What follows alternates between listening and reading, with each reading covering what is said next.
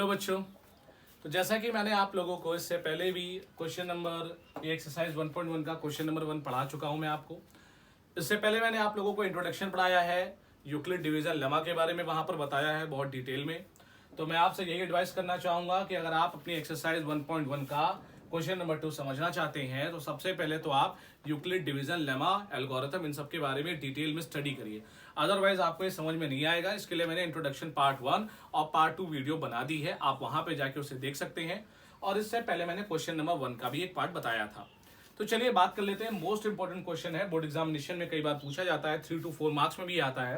Question number 2 है आपका, show that any positive odd integer is of the form 6q plus 1, 6q plus 3 और 6q plus 5 where q is some integer। Question का मतलब समझिए, question ये कहना चाह रहा है, वो कह रहे हैं कि कोई भी positive odd integer, odd integer तो आप सभी जानते हैं, ऑड मतलब जैसे 1, 3, 5, 7, 9 ये सब नंबर ऑड नंबर्स होते हैं।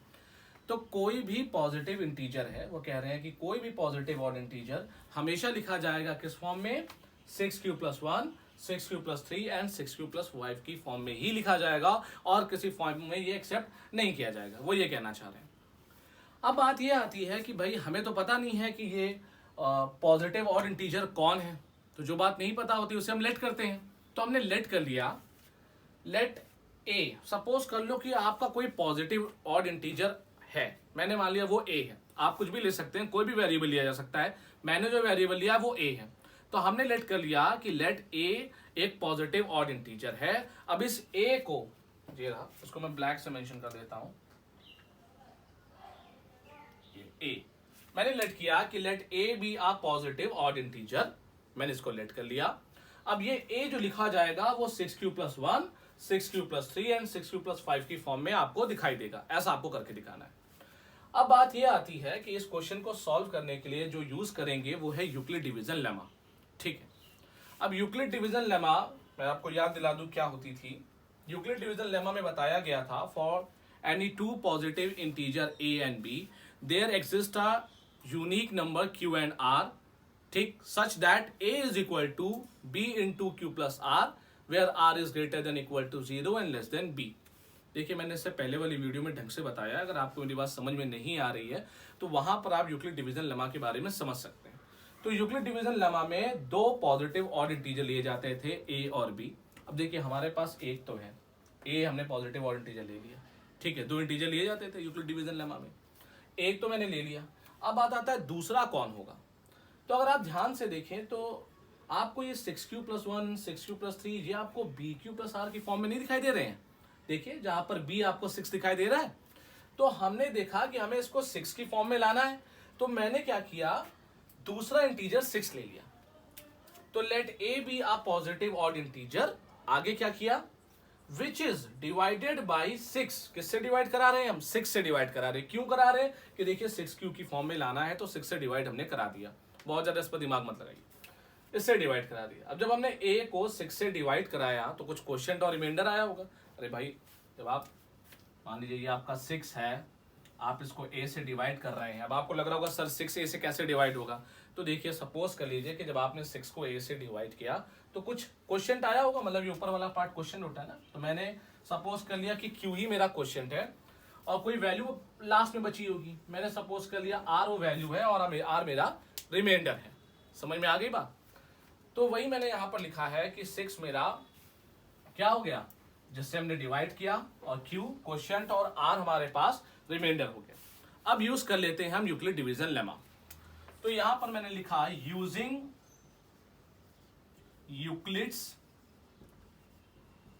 डिवीजन लेमा या यूक्लिड्स लेमा। ठीक है, क्या होती है बता दूं मैं आपको, ये कुछ ऐसे लिखी जाती है, a is equal to B into Q plus r, ये इस तरीके से लिखी जाती है। यहां पर a और b आपके दो पॉजिटिव इंटीजर होते हैं, q और r ये आपके यूनिक जो निकल के बाहर आते हैं दूसरे इंटीजर होते हैं। इस तरीके से कि r is greater than equal to 0 and less than b, एक ये कंडीशन चलती है कि ये जो आपका r मतलब जो रिमाइंडर है वो हमेशा b मतलब इस पार्ट से छोटा होगा और 0 के इक्वल या उससे बड़ा होगा। ठीक है, तो हमने क्या अपना इंटीजर लिया था, हमने भी अपना इंटीजर a ही ले लिया था। तो a की जगह मैंने a रखा। अब हमने डिवाइड किससे किया है अपने इस पॉजिटिव इंटीजर को, 6 से किया है। तो जिससे डिवाइड किया जाता है वो ये वाला पार्ट होता है, ये आपका डिविडेंड पार्ट होता है, ये जिससे डिवाइड कर रहे हैं जिसे डिवाइजर कहते हैं, क्यू क्वोशिएंट और आर रिमाइंडर होता है। तो ए को हमने डिवाइड किया किससे, 6 से, तो बी के प्लेस पे 6 रखा, क्वोशिएंट क्यू और रिमाइंडर आर ही आया। और साथ में अब इस कंडीशन के मुताबिक तो r is less than b, b वाला पार्ट कौन है, 6 है, तो इसका मतलब आर लेस देन होगा किससे, 6 से, और ग्रेटर देन इक्वल टू होगा 0 से। समझ में आ गई बात? इस कंडीशन को बहुत ध्यान से समझिएगा। क्यों? क्योंकि r इज लेस देन 6 का मतलब क्या है, r इज लेस देन 6 का मतलब है, इट मींस कि आप r की वैल्यू 0, 1, 2, 3, 4 और कहां तक ले सकते हैं, 5 तक ले सकते हैं। आप r की वैल्यू 0 से लेके 5 तक ले सकते हैं, उससे ज्यादा वैल्यू नहीं ले सकते क्योंकि r 6 से छोटा है। अब आपको देखिए कुछ खास नहीं करना है ये फॉर्म बनाने के लिए, बस आपको क्या करना है कि जो r वाला प्लेस है, इस r वाले प्लेस पे इस वाले बॉक्स में एक बार r की वैल्यू 0 रखिए, फिर r की वैल्यू 1 रखिए, 2 रखिए, 3 रखिए, कहां तक रखिएगा, 5 तक पुट करते चले जाइए। तो कुछ केस बनेंगे, चलिए बना लेते हैं वो केस। हमने देखा when r is equal to 0, जब r 0 था तो इस वाले केस में r की जगह रख देते हैं 0, तो a आ गया 6 इंटू क्यू प्लस 0 जो कि आपका 6q ही रहेगा। ठीक, इसी तरीके से when r is equal to 1 रख दिया, जब r की जगह 1 रखा तो क्या बना, लिख लेते हैं, तब आपका यहां पर बन गया a is equal to 6 into Q plus 1। ठीक है, अभी मैं r की जगह बस वैल्यू रख रहा हूं और कुछ नहीं कर रहा हूं। ठीक, नेक्स्ट हमने क्या किया, 6q प्लस 2 बना लिया। ऐसे ही हमने a is equal to 6 into Q plus 3 बना लिया, r की जगह 4 रख के 6q प्लस 4 बना लिया a की वैल्यू को, और एक केस बना लिया 6q प्लस 5। तो इस तरीके से आप देख पा रहे हैं मेरे पास कितने केस आ गए, 1, 2, 3, 4, 5, 6। हमने 6 केसेस बना लिए a के। a कौन है, a हमारा पॉजिटिव ऑड इंटीजर है। अब उन्होंने क्या बोला था, हमने तो 6 केस बनाए, बट क्वेश्चन हमसे क्या कहता है, क्वेश्चन हमसे कहता है कि a किस फॉर्म में होगा, 6q plus 1, 6q plus 3 and 6q plus 5, और कोई फॉर्म यहां पर एक्सेप्ट नहीं होगी। अब बात आती है कि और कोई फॉर्म एक्सेप्ट क्यों नहीं होगी, चलिए वो भी मैं आपको समझा देता हूं। अब ध्यान से देखिएगा, क्वेश्चन कौन कौन सी फॉर्म कह रहा है कि a किस फॉर्म में हो सकता है, 6q प्लस 1, एक तो ये फॉर्म रहेगी, एक ये फॉर्म रहेगी, और एक ये रहेगी। अब बात आती है कि सर बाकी फॉर्म्स क्यों नहीं ली जाएंगी, तो ध्यान से वर्ड को क्वेश्चन के समझिए।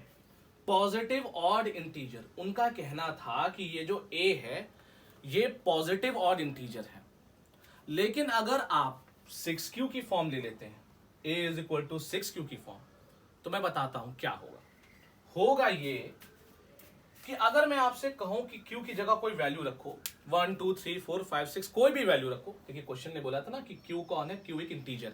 अब जब इंटीजर है तो हम कोई वैल्यू रख सकते हैं। चलिए मैं रख के देखता हूं।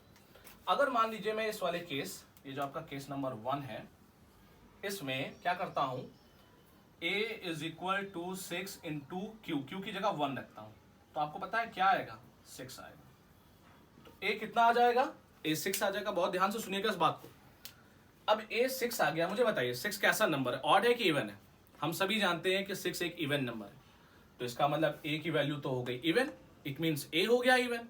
अब क्वेश्चन ने तो कहा था कि हमें पॉजिटिव ऑड इंटीजर की वैल्यू चाहिए a की, और हमने भी क्या किया था कि a को, ये जो a है इसे क्या लेट किया था, एक ऑड इंटीजर लिया था, तो इट मींस हमें इवन वैल्यूज नहीं लेनी है।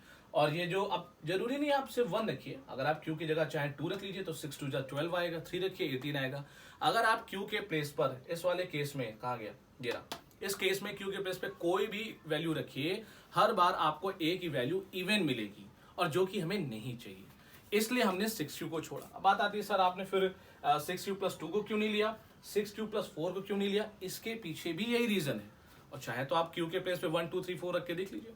अब देखिए मैंने 6q प्लस 2 को क्यों नहीं लिया, अगर मैं q के प्लेस पे अपनी तरफ से 1 2 3 4 कोई वैल्यू रखूं, क्यों रख रहा हूं, क्योंकि क्वेश्चन ने बोल रखा है भाई q एक इंटीजर है, अगर q एक इंटीजर है तो कोई वैल्यू हम रख सकते हैं ना। तो अगर हम यहाँ पर 1 रखें तो 6 1 जा 6 plus 2, a is equal to क्या आ जाएगा 8 आ जाएगा। ऐसे अगर मैं q की जगह 2 रखूं तो 6 2 जा 12 प्लस 2 14 आ जाएगा। इससे ये पता चलता है कि a की इन केसेस में जितनी भी वैल्यू होंगी वो ऑड नहीं होके इवन हो जाएंगी, और हमारे केस में ऐसा नहीं है, हमें सिर्फ ऑड वैल्यूज लेनी थी। तो इसलिए हमारी ये जो वैल्यूज हैं, कौन कौन सी वैल्यू भाई, 6q प्लस 2 6q प्लस 4, ये वैल्यू हम नहीं लेंगे। तो इसका मतलब a हमारा किस फॉर्म में रह जाएगा, a हमारा रहेगा जिसपे मैंने सर्किल किया है 6q plus 1 6q plus 3 and 6q plus 5 के फॉर्म में ही रहेगा। ठीक है, इन फॉर्म में क्यों नहीं रहा उसका रीजन मैंने आपको बता दिया, क्योंकि कई लोगों को ये बात समझ में नहीं आती कि बाकी वैल्यूज को क्यों छोड़ दिया गया है।